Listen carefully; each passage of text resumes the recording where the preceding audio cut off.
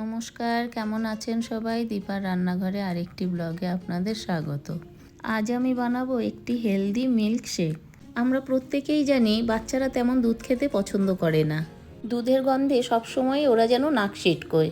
আমরা যদি দুধটা ওদেরকে এইভাবে দিই, খেতেও বেশ পছন্দ করবে আর দুধের গন্ধটাও ওরা পাবে না।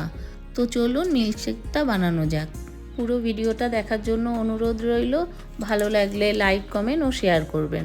সকলে ভালো থাকবেন, সুস্থ থাকবেন।